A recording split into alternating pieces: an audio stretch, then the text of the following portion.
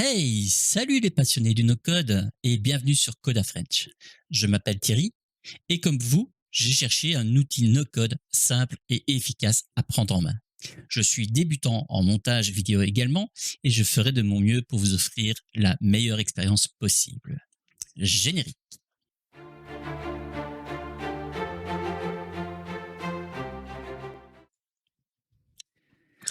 On se retrouve aujourd'hui pour parler des bases quand on débute sur Coda. Nous allons faire le tour de l'interface, puis comment créer un dossier, des pages, des sous-pages et plein d'autres petites astuces tout en restant dans les bases pour commencer.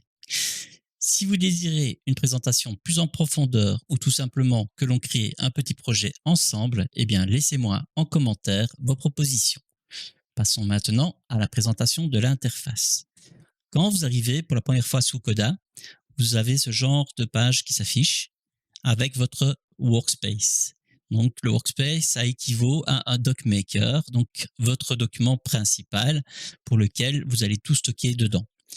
Il faut savoir que si vous invitez une personne sur votre docmaker et que vous la mettez en docmaker, du coup, eh bien, vous payerez 10 dollars en plus à la version annuelle, évidemment, euh, par utilisateur que vous avez mis en docmaker. Donc, faites bien attention à ça. C'est important de le savoir.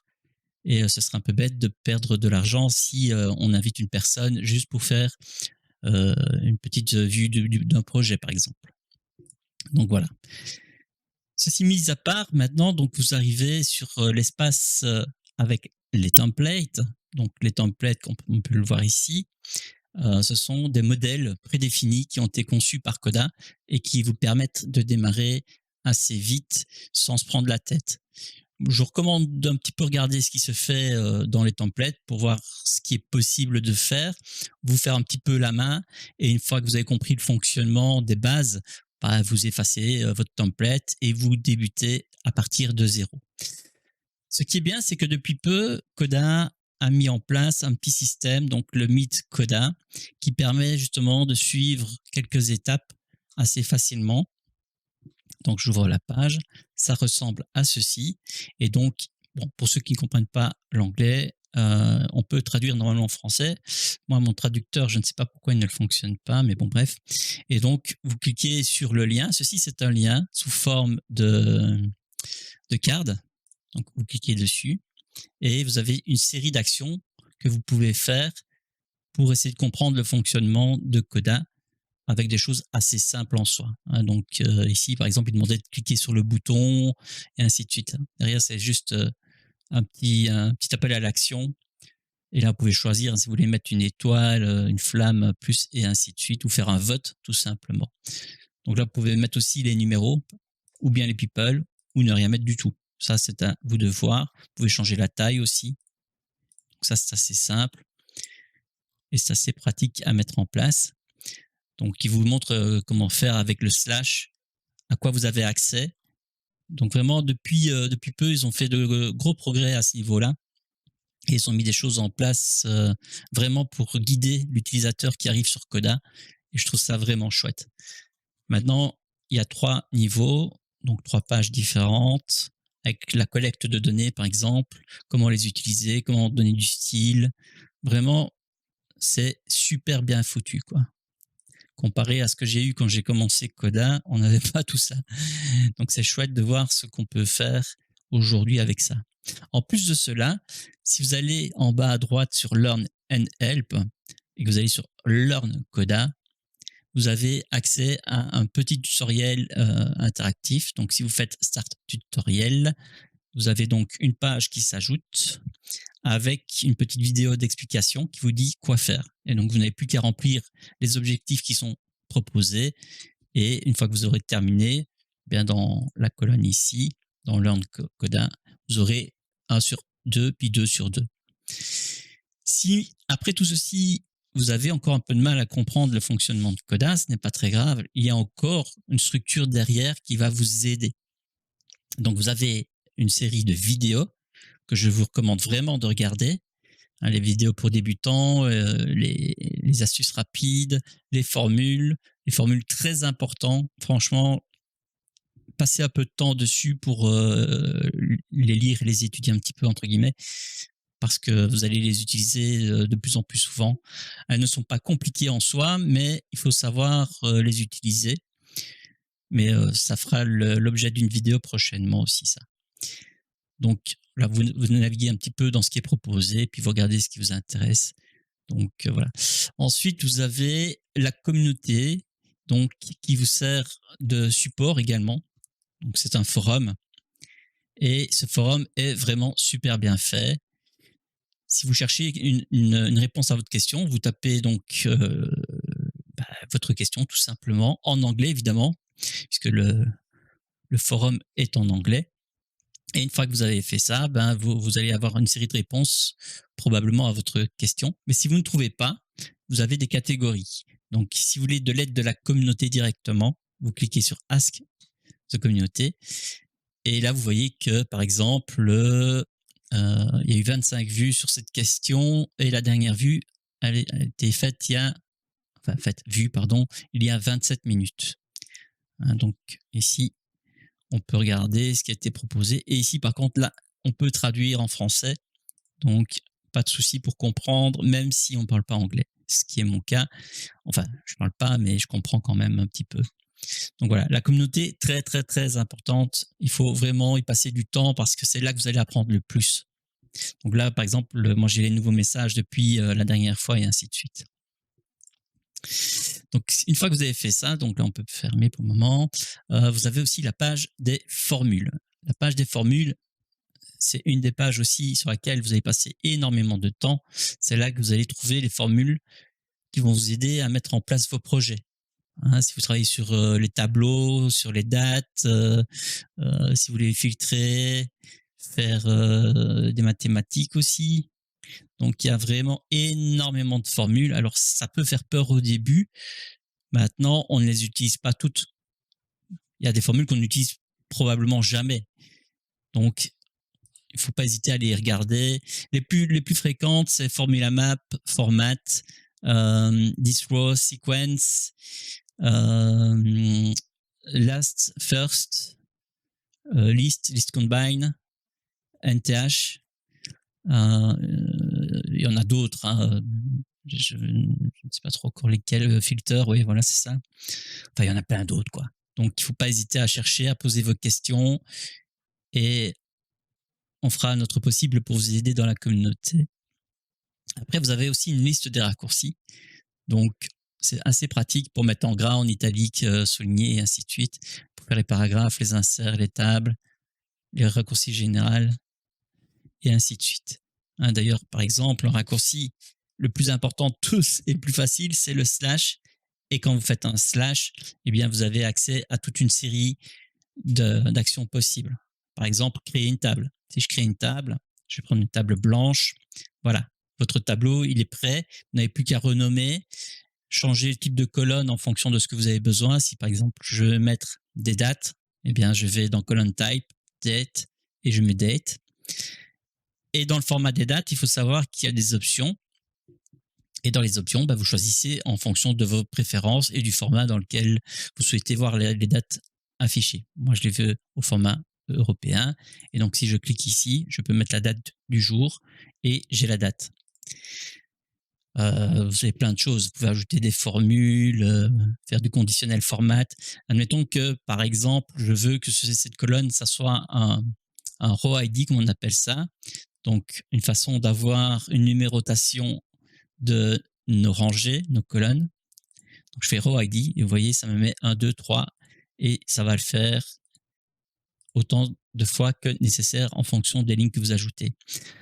Alors, attention avec cette petite astuce, l'auto-incrémentation, si je supprime la ligne 4, vous voyez bien qu'elle a disparu, mais elle n'a pas été remplacée. Si vous désirez avoir une auto-incrémentation correcte, donc vous allez dans Edit Formule et au lieu de cette formule-ci, donc du row ID direct, vous remplacez le row ID, vous mettez Find et This row.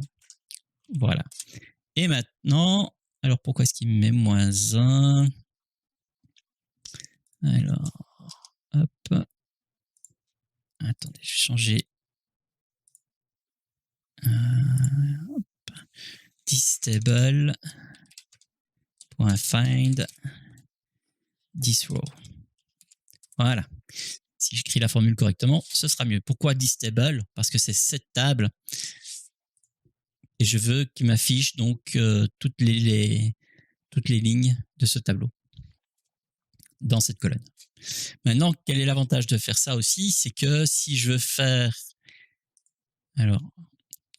par exemple un conditional format, donc mettre en couleur par exemple, mettre en évidence, grâce à ça, j'ai accès à une palette de couleurs et avec ceci, je peux dire par exemple que je veux mettre en évidence avec les mêmes couleurs mon Canva, puisque ceci c'est une colonne de Canva. Et comment ça fonctionne? Vous ouvrez votre Canva et c'est comme une page en plus. Donc dedans, vous pouvez exactement faire la même chose que sur une page classique. Donc si je fais /table, encore une fois, je vais pouvoir créer un tableau blanc. Donc vous allez voir ici, voilà, il s'appelle tableau 2 et vous pouvez changer ce que vous voulez. Si je vais mettre un titre, je vais faire H1 par exemple, voilà, et je vais dire bienvenue sur Coda. Si je veux structurer, je ne sais pas moi, si je fais un slash, hop, je dis slash, ça sera mieux. Je vais faire une checklist, tiens, aller faire les courses, par exemple, sortir le chien, etc., etc. Et ce qui est bien, c'est que voilà, quand on coche la checkbox, ça barre directement aussi. Donc, vous pouvez faire une page dans cette colonne. Ça, c'est quand même un avantage pour limiter l'espace pris dans une page directement et d'avoir tout écrit à la suite l'un de l'autre. Donc ça, c'est pour la base. Qu'est-ce qu'on peut faire d'autre? Tellement de choses. On peut faire des boutons. Alors les boutons, ça c'est un sujet pour lequel j'ai fait une vidéo. Donc je vous invite à aller voir la vidéo en question sur les boutons, que voici d'ailleurs. Donc sur ma page YouTube Coda French. Donc vous regardez cette vidéo, franchement vous allez apprendre énormément de choses et vous serez surpris des options qu'on a, comme ceci par exemple, faire des boutons avec des drapeaux, avec du texte en dessous et ainsi de suite. Donc voilà. Et alors, il y a deux styles de boutons, ceux que je viens de vous montrer donc dans la vidéo et les boutons classiques. Donc, si vous faites un bouton, je ne sais pas moi, s'inscrire à Coda, tiens, pourquoi pas, eh bien voilà, le bouton ressemble à ceci. Et là, il vous suffit donc de lui donner le style que vous voulez. Si vous le voulez, par exemple, en orange, en médium pour la taille, et lui changer l'icône si vous voulez. Mais bon, ici, ça n'a pas de sens puisque c'est Coda. Et quand vous cliquez, voilà, là, vous avez un appel à l'action prêt à l'emploi. Une autre façon d'y accéder, c'est d'aller dans Insert, Boutons, et là, vous avez tous les boutons et les contrôles qui sont disponibles pour faciliter la tâche. Donc, si je prends un Select, par exemple, eh bien, ce Select, il me donne déjà des bases pour travailler. D'accord? Depuis peu, on peut passer en mode collaboratif. Donc, si on travaille avec quelqu'un, comme ça, la personne peut aussi adapter en fonction. Donc, ça, c'est vraiment bien. Et vous avez aussi les options en dessous pour les filtres, ascendant ou descendant, etc. Donc là, évidemment, si je choisis A, il va mettre A. Si je mets B, il va mettre B, et ainsi de suite. Très pratique pour gagner pas mal de temps. Qu'est-ce qu'on a d'autre? Les scales. Les scales, c'est aussi sympa. C'est comme je vous ai montré tout à l'heure. Donc là, si vous voulez mettre, par exemple, je sais pas moi, une notification comme ceci, vous pouvez mettre le maximum. On peut monter jusqu'à 10 ici. Et puis ensuite, vous sélectionnez en fonction de vos envies ou de vos besoins. Qu'est-ce que je peux vous présenter de plus? Alors, dans les bases de Coda, nous avons aussi les packs. Donc, si je fais Insert et que je fais Pack, vous avez énormément de packs disponibles. Donc, vous avez par exemple Google Drive, vous avez Spotify, GitLab, les CrossDoc, les barcodes, même UPS, Unsplash pour les images et tout ça. Gmail qui est quand même un des plus importants. Gmail, vous mettez ici par exemple. Alors s'il veut bien, ah oui, il faut que je l'installe dans le document. Ah oui, C'est vrai. Quand vous êtes dans version gratuite, vous n'avez pas accès à tous les packs. Donc, il faut savoir que vous avez une quantité de packs disponibles. Donc, si on retourne sur le pricing, vous voyez les packs auxquels vous avez accès ici. Donc, dans la version gratuite, dans la version pro et dans la version équipe. Pour avoir le pack Gmail, il faudra aller dans la version pro. C'est 10$ par mois, c'est pas excessif. Et franchement, ça vaut vraiment la peine. Donc, ça à prendre en compte également. Ah, mais vous pouvez par exemple aussi faire des conférences Zoom, du Wikipédia, du Slack, Figma. Enfin, il y a énormément de choix possibles pour rendre votre document vraiment interactif, sans devoir quitter spécialement votre document pour aller ouvrir vos mails ou pour aller répondre à un message et ainsi de suite. Donc voilà, ça c'est les bases. Vous avez également donc les templates, comme je disais, vous pouvez les importer directement ici. Et là, si je prends par exemple justement une to-do list, donc le temps qui charge, voilà, vous voyez à quoi ça correspond, ce qu'elle fait. Et vous avez aussi un petit bouton pour clear le template, donc pour effacer les données et recommencer à zéro. Donc c'est assez pratique, donc on est vite prêt à utiliser le template. Et vous avez vraiment énormément de modèles disponibles. Ce sont les modèles qui sont disponibles et réalisés par Coda. Maintenant, vous avez également dans la galerie, alors je vais fermer ceci, hop, on va aller dans la galerie ici. Vous avez donc les documents, donc les templates et les packs. Donc là, ce sont les packs qui sont réalisés par la communauté. Il faut savoir que Coda offre la possibilité de concevoir ses propres packs grâce au langage JavaScript. Donc pour ceux qui s'y connaissent, ce sera vraiment un bon moyen de faire évoluer Coda en fonction des besoins de vos besoins personnels et des besoins d'autres personnes. Il y a vraiment des super bons packs à utiliser qui apportent énormément de valeur à Coda. Il y a même le pack Notion, pour ceux qui connaissent Notion. Donc, ça permet de faire la transition de Notion vers Coda. Et ça, c'est super bien foutu.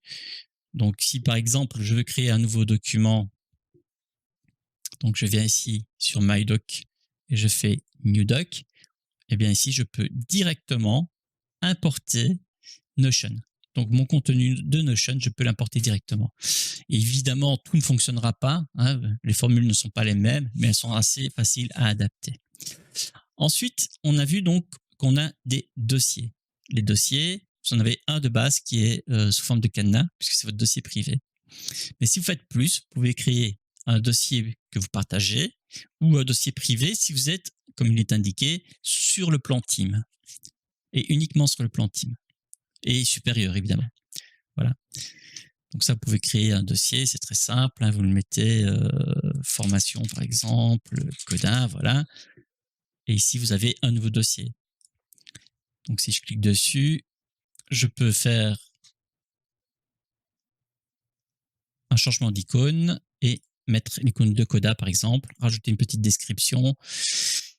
Et c'est déjà pas mal comme ça. Ou delete le folder si il ne vous est plus utile.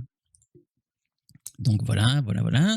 Dans les workspace settings, vous avez aussi l'accès à vos informations. Donc pour le billing, donc pour le paiement de votre plan, c'est ici que vous pouvez venir pour faire un upgrade de votre plan.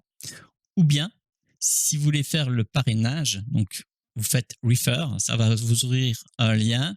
Vous suivez les étapes, c'est assez simple en soi. Et là, vous allez donc obtenir un lien que vous allez pouvoir partager avec vos proches. Et chaque fois qu'une personne va s'inscrire donc sur Coda en free, déjà pour commencer, vous allez gagner 10$. Donc, ça équivaut à un mois d'abonnement en version pro, si vous le prenez de manière annuelle. Maintenant, si vous le prenez de manière mensuelle, ce sera 12$ de mémoire. Ouais, c'est pas très cher non plus. Et franchement, ça en vaut vraiment le coup, quoi. Quand on voit tout ce qu'on peut faire avec Coda, c'est assez impressionnant. Donc voilà. Alors ensuite, vous avez les packs. Donc, quand vous créez des packs, en fait, depuis peu, on peut les vendre.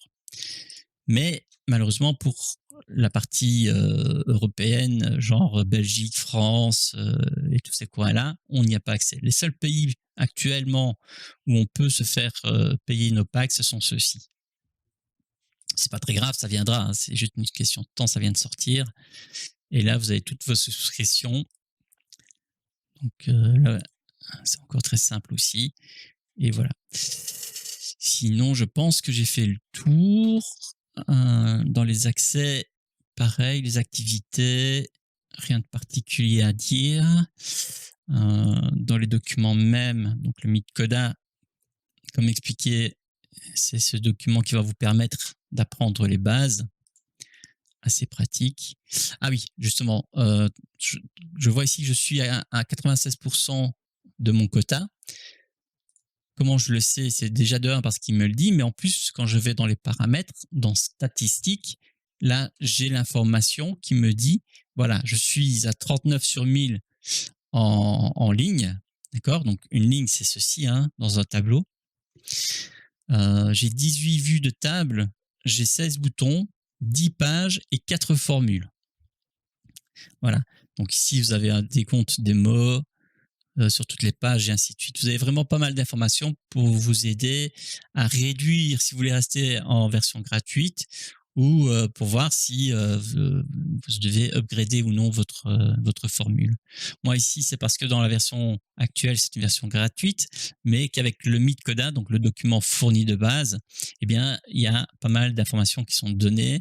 Mais quand vous avez fini, moi, je vous conseille de supprimer le MIT-CODA et de repartir à zéro et de créer votre document en fonction de vos besoins. C'est beaucoup plus simple. Donc voilà. Eh bien, voici que la vidéo touche à sa fin. J'espère que ce petit tuto vous aura aidé. Si vous avez des questions, mettez-les en description. Je me ferai un plaisir de les lire. Et je vous dis à bientôt.